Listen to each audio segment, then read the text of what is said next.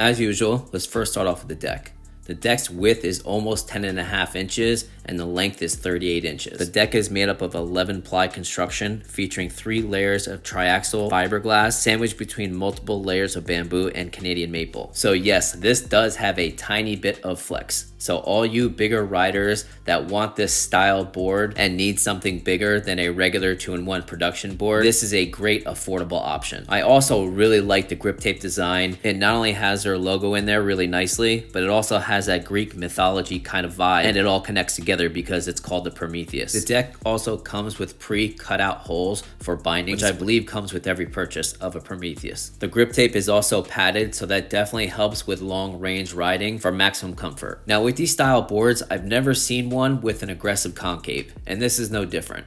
More on the flat side, barely any concave, but at least there's no giant hump in the middle like the old Cali's or the Generation 1 Lorentz board. The grip tape itself will definitely plant your feet while carving, so if you're a bigger rider that especially rides longer distances without stopping, this might be perfect for you. As for the wheels, the Prometheus is utilizing 8-inch knobby tires wrapped around a CNC quick release hub. These quick release hubs also widen out the tires, which I really like. What I don't like is 8-inch knobby tires. I think 8-inch knobby tires are great for strict off-roading boards. Now don't get me wrong, the board can ride off-roading and this will give you a little more clearance, and the knobby tires will help with traction off-roading. But let's be honest, this board is more of a street board, so therefore I think it deserves street tires. 7-inch street tires still give you plenty of clearance. It widens out that tire nice so it has a bigger contact patch and gives you more grip, gives you a lower center of gravity stance, and let's be honest, it looks clean as hell. But I am a little confused with the CNC hubs because they did give me a little bit of trouble. The website says CNC quick release hubs are authorized by Lin Power, yet Lin Power released on their Instagram that they had nothing to do with those hubs. Yeah, so normally with plastic hubs, front and rear, you just put the tire down and bolt it in. Pretty damn simple. With this, the front piece can come right off, but leave the rear piece on. I made that mistake. It's hard to get inside the tire. So what you have to do, here's the valve cap right here. You got to bring the rim from the back and stick the valve cap in the hole first, then you start pushing down. Be careful, do not puncture the tube. But again, the rear exterior lip has to stay on here. Do not take it off. That's the mistake I made. And then this is kind of pop right in. It's not simple, but it's not terribly hard. Sometimes I take a little bit of soap on my finger and I do this to make it kind of slide in, but so, all right. So there you go. That's the rear. All right. So again, that's on. This is your quick release thing. And then you can slap this back on and kind of line it up. Again, do not take off the rear lip. Just take off the front and bring the rim in from the back of it, line in the tire valve, and you'll be able to pop it in.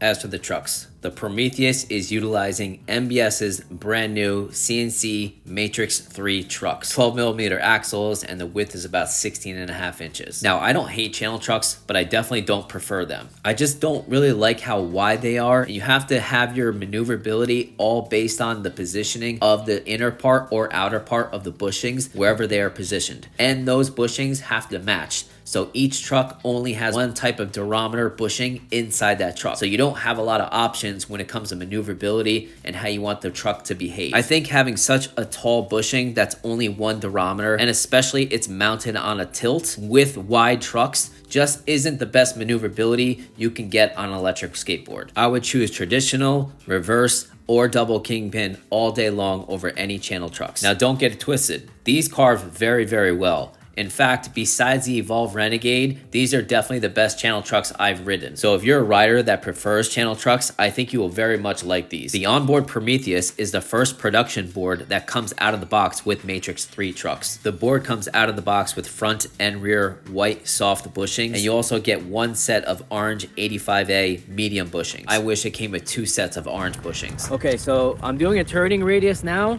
My truck setup is as follows. So soft white bushing in the front on the inner position. On the rear, I have the medium orange on the inner position. Now to put them on the outer position seems a little bit of a pain in the butt, but this is kind of a good medium of good carve, I think good turning radius and good stability. So let's see what the turning radius is like.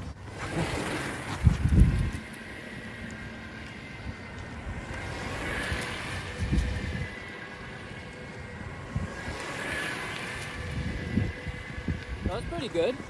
It's not excellent, but it's not bad. And I'm not great on channel trucks either. Not bad. As for the motors, Onboard collaborated with Lin Power, creating the new Gearbox version 4.3, utilizing 6384 motors, 170 kV. This is a 4.3 gear ratio, which is a straight cut gear combination. I think gear drive is a great idea for this particular setup. I just wish it had a bash guard. A bash guard would look cleaner, help it carrying around, and would protect those motors.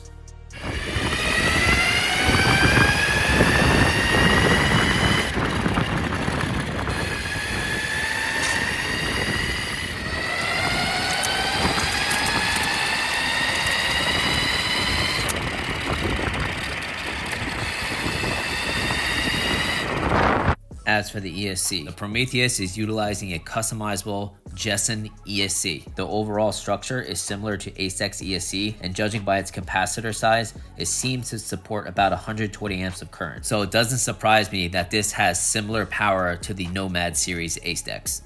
So my biggest issue that I have with the board is something what I like to call a dead spot.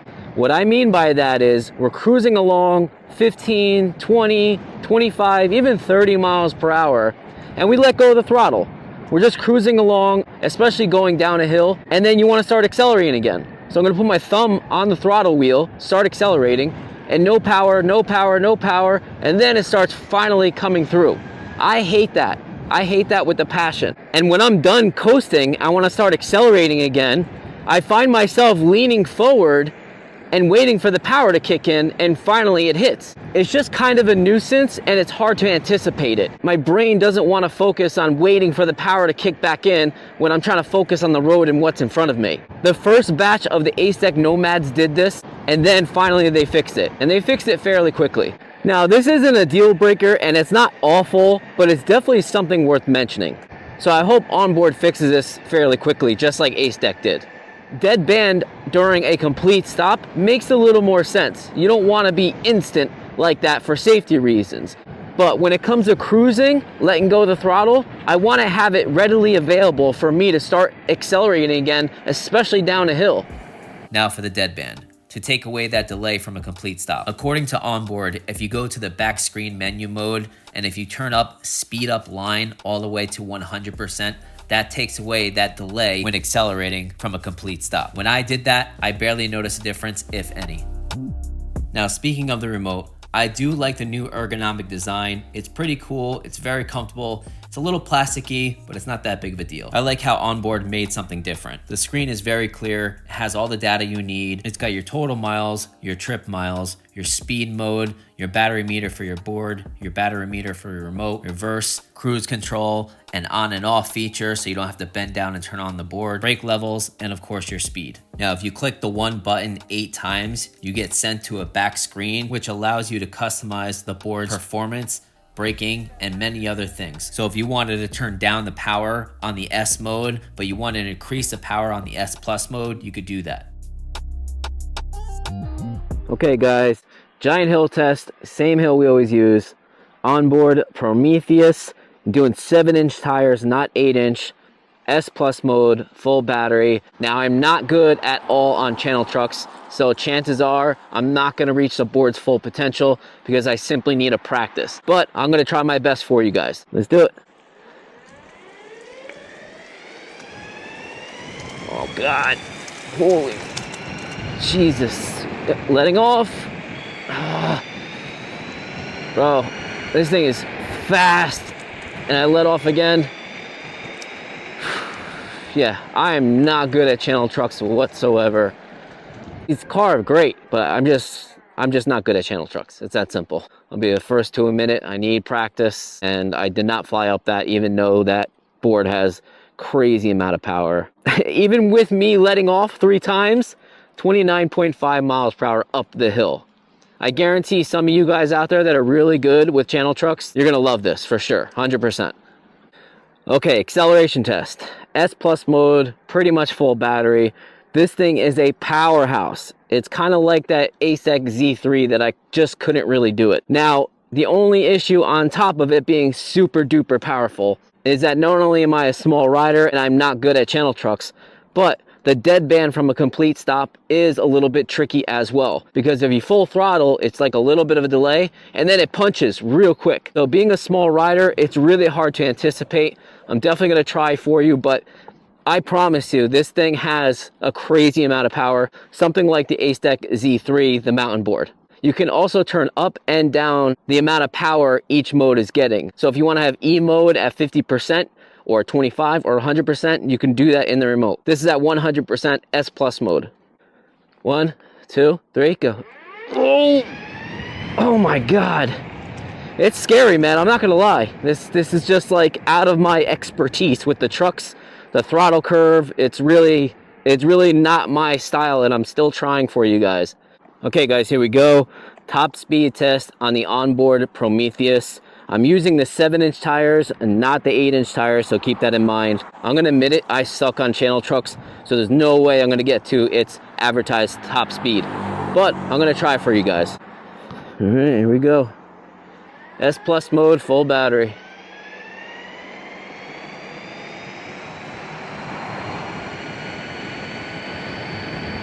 Oof.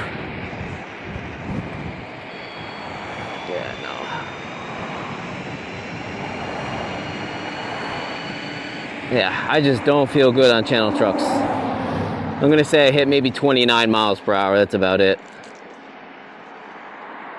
Like I said, guys, I'm sorry. I fully admit it. I need to practice on channel trucks, but I don't like channel trucks. But let's check anyway. It definitely has plenty of power left, but yeah, 30.9 miles per hour. And it's got plenty of juice left. Again, I apologize. I'm just not good on channel trucks. Definitely need to practice on channel trucks for sure. Okay, brake test at 15 miles per hour. The brakes are adjustable in the remote.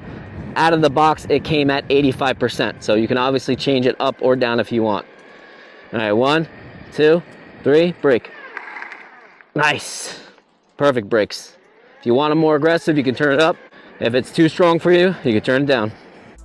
As for the battery, the Prometheus is utilizing a Samsung 50S, 13S 5P, 25 amp hour, 1170 watt hour battery. The battery was designed to be fully sealed with epoxy, which gave it an advantage in terms of battery fire or waterproofing. I also really like this thick, nice gasket. I'm sure that helps as well.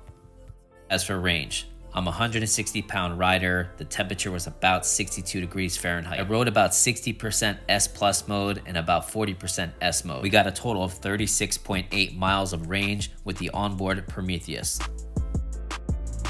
Okay, 1 bar left. I hit the 10% warning about 3 miles ago, so this can die at any second. I'm gonna show you the power it has from a dead stop with less than 10% left. 1, 2, 3, go.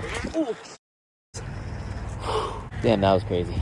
I haven't done an acceleration test yet on this. I'm trying to kill the battery first. Let's try it again.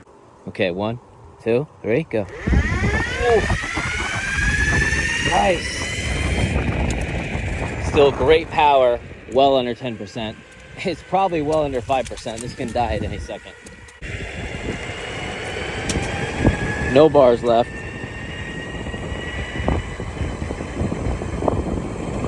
26 miles per hour, no bars left. Few things worth mentioning. Unboxing this board is a lot of fun. You get a lot of goodies. You got your 5 amp charger, you got a whole set of Allen keys, you got your air pump, you got your extra bushings, you got your extra tubes, you got lubrication ointment for the gears, your remote charger, and T-tool. It's packaged up extremely well so it doesn't move around in transit. I would like to see them make a T-tool with the 12mm socket. Having just this big bulky socket for the tires itself is just kind of an afterthought. I'd like to see something better for this board. So according to Onboard, the board is about 45 pounds, so it's obviously not light. Picking it up isn't terribly hard, but it's definitely kind of heavy. What I don't like about these style boards is where your hand is over here, you have the deck and then you have the enclosure, so it's not exactly comfortable for your hand right there. So picking up such a big board like this and carrying around, it's not that comfortable. Now, one other thing I don't like is that it doesn't have a bash guard. So sometimes I catch myself grabbing the motor, putting my weight on that, which is not good. You don't have a lot of room to put your other hand. So you got your hand over here, and then you got your back hand over here. So like to get it over the curb or something like that. Again, sometimes I catch myself grabbing the motor. I wish there was a bash guard right here. Final thoughts.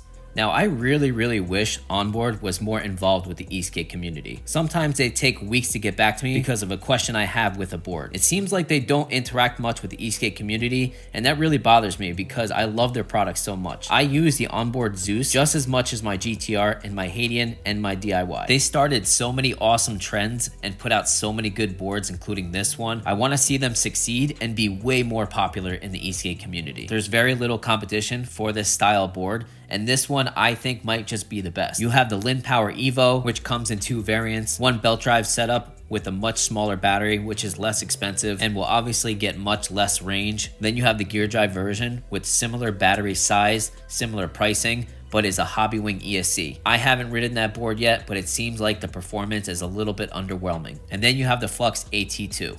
This is definitely more expensive, a little bit more performance, bigger battery, but cheaper cells. Gotta pay import taxes coming from Belgium. In my opinion, outdated trucks, outdated motors. It's just not worth it in my personal opinion. Now, I've owned the Flux AT2. It's a good board, but I definitely like the Prometheus better. I honestly wish I still had my LaCroix and Callies to show you how much of a ripoff those boards are compared to what Onboard has to offer. So if you want to purchase any Onboard, you can use our discount code eSkateUnity at checkout to save an additional money. Thank you for watching, guys. Please comment, like, share, subscribe. Have a good one, guys.